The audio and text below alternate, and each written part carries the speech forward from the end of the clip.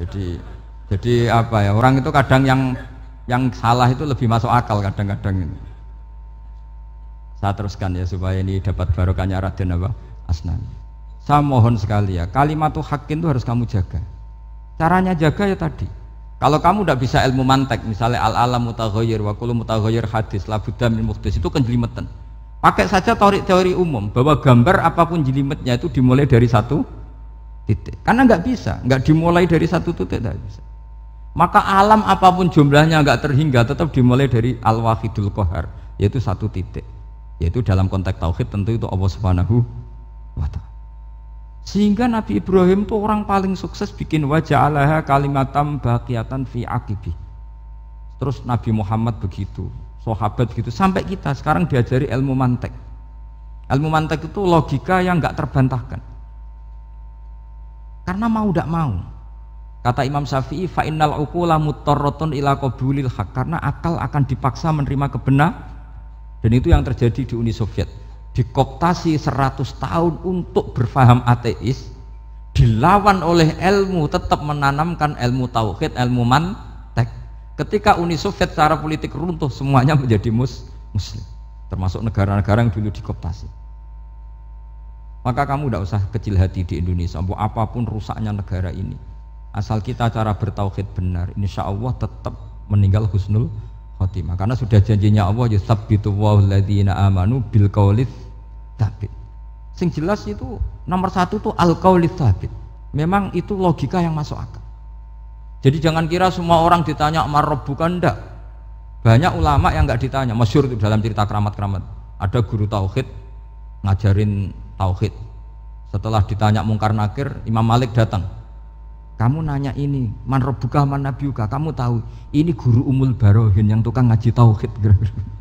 Guru tauhid kok ditanya apa? Tauhid. Malaikatnya enggak jadi tanya. Dan saya percaya cerita-cerita seperti itu karena secara umum itu ala inna auliya Allahi la khaufun alaihim walahum yahzanun lahumul busyra fil hayatid dunya wa fil akhirah. Artinya kalau wali itu kok ditanya mungkar nakir berarti ngalami ketakutan. Karena di situ kan digambarkan mungkar nakir itu sewangar, bawa godam.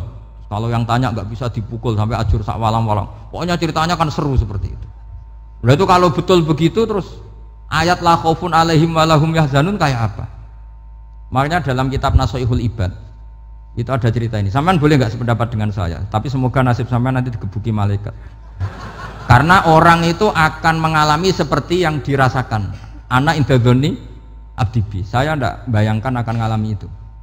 Makanya saya ini ngajar tauhid terus. Paling tidak kalau ditanya marabbuka man nabiyuka, sampean tahu profesi saya. Saya ini pengajar tauhid.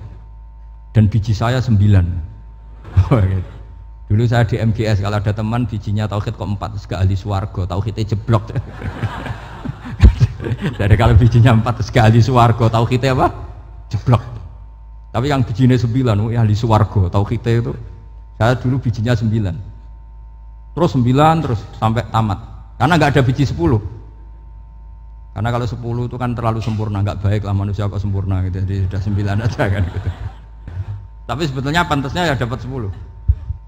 Mergo saake, mergo tenan nggak tahu saya. Di Nashihul Ibad itu ada cerita gini dan saya percaya itu. Di sarahnya itu. Juga di sarah apa itu yang di sarah Syekh Nawawi itu. Pokoknya saya kalau ingat Raden Asnawi pasti ingat Syekh Nawawi. Saya tidak memastikan apa murid guru apa saling istifadah, yang jelas itu teman dekat, teman fil ilm. Sayyidina Ali itu pernah minta kasaf sama Allah. Saya percaya tidak semua orang ngalami marabbuka ditanya itu. Ya Allah, saya minta kasaf itu ngerti alam gaib. Ingin tahu Umar. Jadi diam-diam Sayyidina Ali itu ya mangkal sama Sayyidina. Wong kok kerase ngono. Angger wong kok tahu disentak. Jajal wani nyentak malaikat ora itu kata Sayyidina. Jadi dia minta kasaf karena kenangannya dia melihat Umar itu semua orang pernah disentak sama Sayyidina Umar itu. Maka Sayyidina Ali minta kasaf. Ya Allah, saya ingin melihat Umar menghadapi mungkar nakir. Masih garangkah apa enggak? Itu dah itu minta kasaf. Pas kasaf beliau bangun dari kubur, duduk, dilihat sama Sayyidina Ali ini ngalami kasaf. Sama ndak usah tanya, ndak wali kok tanya, ya sudah pokoknya percaya aja. Akhirnya malaikat mungkar nakir datang. Itu di situ digambarkan matanya itu kalkidril mughalla, kayak apa itu panci yang dibakar. Wah, soalnya seru. Sumpah Sayyidina Ali, baru ini kamu akan takut gitu. Tapi ternyata enggak, Umar bangkit disewentak orang tua itu. Kamu tahu menghadapi siapa? Yang sopan. Oh, sontak. Kaget malaikatnya itu karena enggak pernah ngalami disentak, mungkin itu pertama mungkin. Kaget. Memangnya kamu siapa? Saya ini teman kekasih Tuhanmu. Saya yang diandalkan temannya sebenarnya bukan dia. Ana sohibu habibillah. Saya ini temannya kekasihnya Allah. Jadi dia ngandalkan temannya sebetulnya, bukan ngandalkan dirinya. Oh, kamu temannya Nabi Muhammad? Iya, saya Umar, temannya Nabi Muhammad. Kamu harus hormat sama temannya kekasih Allah. Wah, terus mulai itu. Akhirnya matur Allah, ya Allah, apakah prosedur seperti ini bisa dinego? Terus sama Allah, oh iya katanya, kamu kalau menghadapi kekasih saya ya jangan seperti itu katanya. Semenjak itu beliau sopan santun, dua mungkar nakir gitu. Jadi ini berita gembira. Jadi sebetulnya itu enggak. Tapi kita ini kan enggak punya nyali nyentak mungkar nakir. Semoga dengan gelar kita doktor tafsir, doktor tauhid gitu, atau paling enggak guru kutsiyah tauhid gitu. Atau siswa terbaik dalam materi tauhid. Itu harus kamu bawa status. Jadi sehingga nanti ini saya ranking 1 tauhid, masa masih ditanya marbuka waman nabiuka. Dan itu menurut saya sah. Sampean nggak usah protes takbirin tiga, susah usah takbiran. Pokoknya takbirnya adalah wali-wali itu la khaufun alaihim walahum ya, mereka tidak akan mengalami ketakutan baik kehidupan dunia maupun kehidupan akhirat. Bahkan para malaikat itu mengatakan ke wali-wali nahnu awliyaukum fil hayatid dunya wa fil akhirah. Kita ini teman kamu, saudara kamu, mitra kamu. Masa mitra kok nutui itu kan nggak fair. Dan menurut saya paling efektif itu apa? Kamu harus punya rumus tauhid kayak Imam Amudi menemukan Tuhan. Imam Amudi itu menemukan Allah itu lewat ilmu matematika. Dan itu Allah saking senengnya disuruh ngajari para malaikat. Wa ya malaikati isma'u. Kamu harus mendengar, ini orang alim saya yang ahli matematika. Tapi justru itu ngerti bahwa asal usul alam itu minal wahidil qahar. Dari zat yang satu. Akhirnya Imam Amudi mulai ngajar tuh. Nisbatusnaini wassalah sawal arba'ah ila mana nihayatalaha iku kabeh iku far'ul wahid. Akhirnya malaikat mantuk-mantuk. Nah, iman seperti itu akan setingkat keyakinannya dan keakurasiannya sama dengan imannya para malaikat. Makanya Nabi ngendikan tu baliman amanabi walam yaroni. Sebagian riwayat disebut sab amarot. Nabi ngendikan sampai 7 kali. Benar-benar keren orang yang tidak melihat saya kemudian iman kepada apa yang bisa menemukan itu? Hanya akal. Misalnya contoh paling gampang ya yang dialami para ulama. Ya saya ulang lagi, yang dialami para ulama ketika menemukan ilmu ya yang menjadikan mereka mahabbah Rasulullah Shallallahu Alaihi Wasallam. Nabi itu paling suka itu sholat. Nabi itu paling senang sama sholat. Wa qurratu aini fi sholat. Terus beliau ngendikan as-sholatu imaduddin.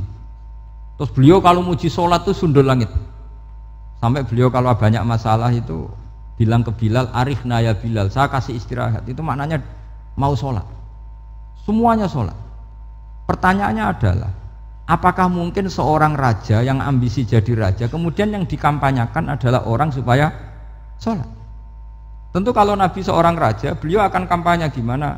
Narik upeti kayak apa, narik pajak kayak apa, biar Nabi kaya. Enggak. Nabi itu paling tersiksa kalau orang tidak sholat, tersiksa kalau orang tidak sujud. Loh, kalau beliau seorang raja, ngapain mempopulerkan sholat? Maka makna sholat imaduddin adalah sholat itu tiang agama. Maknanya tiang agama, kamu akan tahu betul kalau dia seorang nabi. Karena apa? Yang diajarkan adalah sholat. Loh, coba untungnya apa bagi Nabi Muhammad ketika umat Islam sholat? Kan tidak ada untungnya sama sekali. Justru itu kelihatan kalau dakwah beliau itu dakwatul haq, mengajak kebenaran. Loh, wong kok kampanyane kon salat, mestinya nak kepengen sugih kan kon bayar pajak, upeti. Tapi enggak, Nabi itu ngajarkan apa? Orang supaya salat.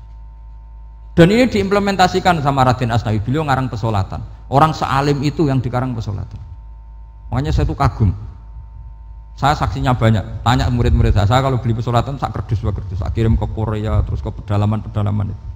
Karena saya butuh pesolatan, bahwa orientasi kita itu sholat.